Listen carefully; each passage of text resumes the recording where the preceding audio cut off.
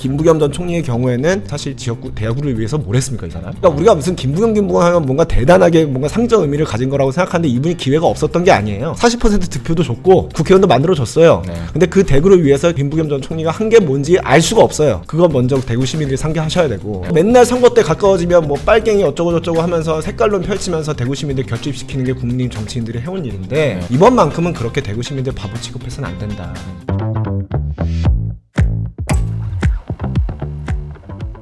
두 번째 씬 한번 넘어가 보겠습니다.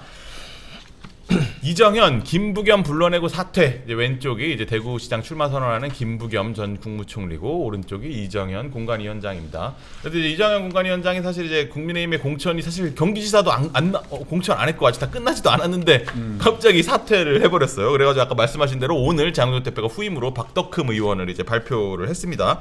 사실 뭐 이제 뭐 이렇게 국민들이 봤을 때 뭐 이제 감동 있는 인사라고 보지는 않을 것 같은데 이제 뭐 이제 아무래도 이정현 위원장이 뭐 어쨌든 한번 나갔다가 다시 붙잡아서 왔다가 이번에 또 이제 나갔어요. 그래서 뭐 이제 아무래도 이번에 나간 거는 좀 이제 뭐 그 전남 광주 통합시장 출마를 명분으로 나간 것 같은데 뭐 이제 왜 이렇게 하는 거라고 보세요?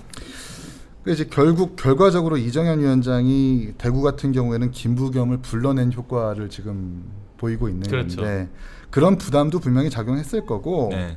이정현 위원장도 전남 광주 시장을 준비할 거면 지금 사퇴해야 돼요. 뭐 예비 후보부터 시작해서 있죠. 어쨌든 초대 통합 시장이다 보니까 준비할 게 되게 많을 겁니다. 네. 게다가 아무래도 주호영, 이진숙이라는 지금 변수가 있잖아요. 네. 장동혁 지도부, 특히 조광환 최고 같은 경우에는 이진숙 위원장 만나가지고 노골적으로 네. 지도부 생각과 다른 방향으로 흘러가는 것 같아서 안타깝다는 말을 한 만큼 네. 지도부가 네. 이 대구시장 경선과 관련해서 다른 생각을 가지고 있는 것 같아요. 주호영 내지는 이진숙 위원장을 다시 한번 포함시킨다든지 경선의 성격을 좀 달리하는 결정을 다시 한번 끌 것 같아요. 그러려면 그런 결정을 하려면 이정현 위원장이 있는 상태에서는 불가능하지 않습니까? 그래서 이정현 위원장과 지도부가 이제 어쨌든 단판을 펴서 광주 명분으로 정리를 하고 당신은 전남 광주로 나가시오. 네. 우리는 어쨌든 주호영 가처분 보면서 대구시장 우리가 한번 정리해 보겠소. 라고 하는 그 기조를 이어가고 있는 것 같고 거기에 따라서 지도부의 말을 잘 듣는 박덕흠 의원을 공관위원장으로 앉힌 건 아닌가 라는 생각이 듭니다. 네, 그 부분 같은 경우는 사실 뭐 이제 저희가 뭐 좀 이따 다음 주제로 좀 이따 다뤄볼 텐데 일단 뭐 김부겸 국무총리 같은 경우부터 한번 얘기를 해보면 김부겸 총리가 사실 대구에 나오면서 국민의힘한테 회초리를 들어달라. 지금 이제 뭐 이제 여러분들이 국민의힘에게 회초리를 드는 게 뭐 이제 보수를 진짜 살리는 거다. 뭐 이제 이렇게 강하게 어필하면서 본인 전화번호까지 공개하고 막 뭐 이러면 사실 되게 센세이셔널한 반응을 불러오고 있어요. 근데 국민의힘은 아까 말씀하신 대로 주호영 뭐 공천을 두고도 컷오프를 두고도 막 쌈박질하고 있는 상황에서 김부겸 국무총리의 등판 그리고 대구의 국민의힘이 이렇게 혼란한 상황 대구까지 넘겨줄 수 있는 건가요? 일단 아까 이정현 공관위원장의 사태가 뭐 김부겸 전 총리를 불러왔다 이렇게 얘기를 했는데 그 얘기만 잠깐만 드리고 김부겸 총리 말씀드릴게요. 이정현 공관위원장은 일단 장동혁 지도부랑 한 몸이죠. 그래서 둘이 서로 역할 분담을 하고 약간의 뭐 의견 차이가 있어도 그거는 그냥 한 몸이기 때문에 발생할 수 있는 어느 정도의 그냥 뭐랄까요, 약속 대련이랄까 뭐 이런 거 저는 그런 걸로 보고요. 이정현 공관위원장이 사퇴하는 건 불가피했어요. 뭐 여러 가지 이유가 뭐 본인의 어떤 출마 뭐 여러 가지 이유가 있겠지만. 어제 김영환 충북지사에 대한 그 가처분 인용을 듣잖아요. 그게 정말 충격적인 거거든요. 저는 공천에 법원이 개입해서 가처분 인용하는 건 정말 저는 처음 봤어요. 굉장히 이례적이죠. 굉장히 이례적이에요. 그래서 절차적 하자 때문에 이렇게 된 건데 그런 상황에서 공관위원장직 유지할 수 있습니까? 근데 이제 그 저 변호사잖아요. 하다 보면 가처분 심리를 하다 보면 판사가 이제 어떤 점에 대해서 소명하라고 이렇게 얘기를 해요. 자료를 미리 당에서도 준비를 했을 텐데 아마 알았을 거예요. 강 안 나온다 이거. 이거 잘못하면 인용된다. 그러니까 이제 어차피 인용되는 건 명분 있게 사퇴한 게 아닌가 싶고요. 그래서 저는 별로 큰 의미가 없다고 보고 김부겸 전 총리가 굉장히 그럴듯하게 등장한 건 사실이죠. 그리고 여론조사 지표상 괜찮게 나오는 것도 맞고. 근데 김부겸 전 총리의 경우에는 그분이 2014년에 이제 40% 정도 대구시장 선거에 나와 득표를 했잖아요. 그리고 2016년에 국회의원도 했고. 근데 그 다음에 문재인 정부 들어서 행안부 장관 가가지고 사실 지역구 대구를 위해서 뭘 했습니까, 이 사람? 그러니까 우리가 무슨 김부겸 하면 뭔가 대단하게 뭔가 상정 의미를 가진 거라고 생각하는데 이분이 기회가 없었던 게 아니에요. 40% 득표도 줬고 국회의원도 만들어줬어요. 근데 그 대구를 위해서 김부겸 전 총리가 한 게 뭔지 알 수가 없어요. 그거 먼저 대구 시민들이 상기하셔야 되고 두 번째는 뭐냐면 민주당이 이번에 대구 경북 통합특별법을 어떤 식으로 대했습니까? 굉장히 모욕적인 방식으로 대했지 않았습니까? 왜 난데없이 충남 대전 그 통합이랑 막 연계를 시키질 않나? 너네 당내 의사가 의견이 정리되지 않았으니까 그건 나중에 논의할게. 라면서 빼먹질 않았나? 나중에는 국민의 의원들이 해달라고 우리 다 의견 정리했으니까 하자 했는데 결국 무시했잖아요.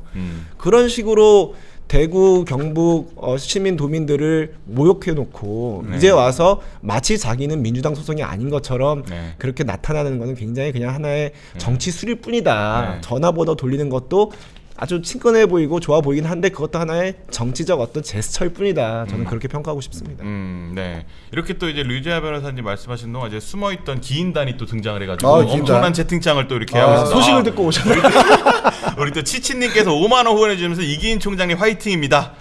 정부를 견제하는 실질적 야당이 국민의힘과 개혁신당 둘뿐인데 대표끼리 밥 한번 먹을 수 있죠. 이 주제는 이제 저희가 이제 곧 다룰 겁니다. 그래서 뭐 이제 앞서가셨네. 다음 주에 다룰 거니까 그때 말씀드리도록 하고 또 정치인이면 이기인 사무총장만큼만 하자. 언젠간 꼭 대통령 되시길 이기인 화이팅. 또 원카 대통령. 또 이렇게 또 기인단들이 엄청 많아요. 그리고 또 청남총각님께서도 만원 후원해 주시면서 악플 쓰다 제명당한 연대 각설이를 지지하는 사람이 아직도 존재하나 보네요. 신기합니다. 이거는 또 이제 두 팬클럽 간의 갈등인 것 같고, 그리고 또 이제 코크니님께서 또 만원 후원해 주시면서 이제 또 뭐 개혁신당 사람들은 한동훈 지지자 패배. 이것도 두 분 간의 싸움인 것 같습니다. 또 요 주제는 또 이제 저희가 좀 이따 더 나눠보도록 할게요. 또 기인단의 화력이 또 이렇게 또 증명이 되네요. 대통령 말씀하시는 건 좀 맥인 것 같은데. 성남의 고기 대통령이라고. 성남의 고기 대통령이라고 있는데. 왜? 그거 밈인가요? 고기 대통령.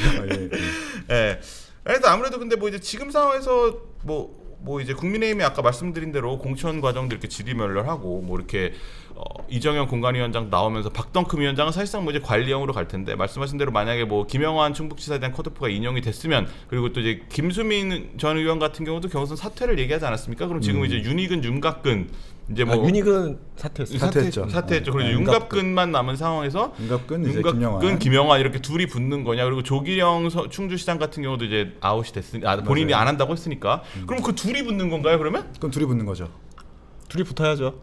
이제 새로 공모도 거기다가 만약에 윤갑근 그 변호사를 또 공천을 한다. 그럼 또 다시 윤호개인 그 논란에 빠지는 거예요. 그분은 이제 물론 노골적인 뭐 김영환, 얘기하고 윤영환 지사님이 아주 멀 윤은 아니겠지만 윤갑근 변호사님은 정말 변호사셨잖아요. 윤석열 대통령이. 그렇죠. 그 사람을 공천한다라는 건 정말 정무적으로 감을 다 잃어버린 평가라고 이어질 수 있기 때문에 아마도 김영환 지사가 되지 않을까라는 예측도 좀 해보고요.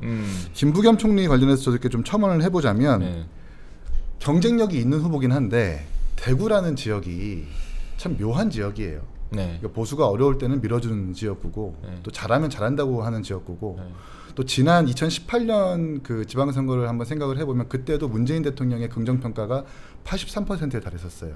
또 부정평가는 10%였었고 대구 경북의 지지율도 70대 17이었습니다. 민주당 당의 지지율을 보면 28대 25였는데 그때도 김부겸 총리와 이제 뭐 권영진 등 야당의 국회의원들을 막 붙여봤을 때 양자 대결로 전부 다 김부겸 총리가 이겼었거든요. 근데 투표 결과를 까보니까 결국 권영진 시장이 이기잖아요.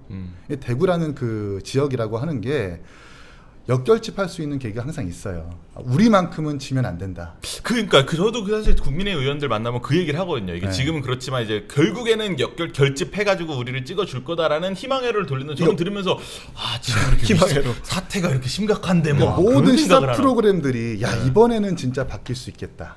민주당은 또 이번에는 바뀔 수 있으니까 김부겸 총리를 끄집어내야지라고 하는 그 자체가 어찌 보면 대구 시민들한테 그거 위험한데? 이러면 안 되겠는데라고 어떻게 좀 위험성으로 인식이 되는 것 같아요. 그래서 우리만큼은 좀 지켜주자라는 게 있어서 막판 대결집이 일어날 수 있다. 저는 어쨌든 뭐 큰 당의 소속은 아니라서 대구가 좀 바뀌었으면 좋겠고 이번에 다른 선택을 하셨으면 좋겠지만 그 관성이라는 건 한꺼번에 무너뜨릴 수가 없다라는 생각을 좀 해봅니다. 뭐 이거에 대해서 저는 뭐 대구 시민들이 그런 성향이 있어 온 것은 분명히 사실입니다. 하지만 그 이제 상황이 상황이니만큼 저는 이번에는 굉장히 저는 좀 다른 마음으로 이런 어떤 응징 투표, 심판 여론 이런 게 일어나고 있다고 생각해요. 왜냐하면 보수의 심장 했지만 실제로 국민의힘이 보수의 심장한테 해준 게 별로 없고 그리고 계속 뭔가 윤호개인 노선 이길 수 없는 노선을 계속 따라가면서 대구 시민들을 실망시키고 있기 때문에 지금 대구 시민들의 정서는 뭐냐면 이번만큼은 우리가 사랑하는 국민의힘을 위해서 회초리를 들어야 되는 거 아니냐? 이런 어떤 애정 어린 심판 정서가 있단 말이에요. 그러니까 말씀하신 대로 결집함으로써 그래도 국민의힘 지켜주자라는 쪽으로 갈 수도 있지만 이번에는 그 선을 넘어섰다 이거죠. 넘어섰기 때문에 어떻게든 국민의힘이 정신 차리도록 우리가 회초리 역할을 좀 해야 되는 거 아니냐? 이런 생각들을 대구 시민들이 하고 계신 걸로 보고 뭐 맨날 선거 때 가까워지면 뭐 빨갱이 어쩌고 저쩌고 하면서 색깔론 펼치면서 대구 시민들 결집시키는 게 국민의힘 정치인들이 해온 일인데 이번만큼은 그렇게 대구 시민들 바보 취급해서는 안 된다. 저는 그렇게 생각하고 지금이라도 정신 차리면 대구 시민들 국민의힘 사랑해줄 마음 열려 계십니다. 그러니까 아까도 말씀드렸지만 국민의힘 지도부가 노선 전환을 획기적으로 하면 대구 시민에서 아주 전폭적으로 대구 시민들이 지켜줄 거라고 저는. 근데 그럴 가능성 없을 것 같은데. 근데 이제 희망의 끈을 놓으면 안 돼요. 우리가 대구의 정서를 이제 미루어 짐작을 하는 건데 네. 이제 조금 더 구체적으로 무엇이 리스크인지를 보면 대구가 2018년과 비교했을 때 유권자, 그러니까 인구가 10만 정도가 줄었어요. 딴 지역으로 유출됐습니다. 근데 20, 30대가 주로 유출됐고 그 자리를 60대 이상 고령화가 메우고 있거든요. 그러면 김부겸 총리한테 더 어려운 유권자 지형이라는 거예요. 거기에서 이제 김부겸 총리가 어떤 선거 캠페인을 벌일지 모르겠지만 어쨌든 그 대구의 관성, 거기다가 유권자 지형도 어찌 보면 전통적 보수층이 좀 유리하게 지금 계속 형성이 되고 있기 때문에 2018년에도 이번에는 모른다고 했지만 그래도 결과가 다 바뀌지 않았잖아요. 그런 관성은 우리가 좀 이렇게 지켜봐야 될 것 같다는 생각이 듭니다. 두 분이 이제 또 이제 보는 시각이 다르네요. 근데 이제 사실 지금 제일 쟁점이 그래서 이제 김영환 지사도 어쨌든 가처분 인용이 됐으면 주호영 의원도 그럼 가처분을 냈는데 이게 인용이 되냐? 그럼 주호영 의원 입장에서는 좀 되게 희망을 많이 가질 것 같아요.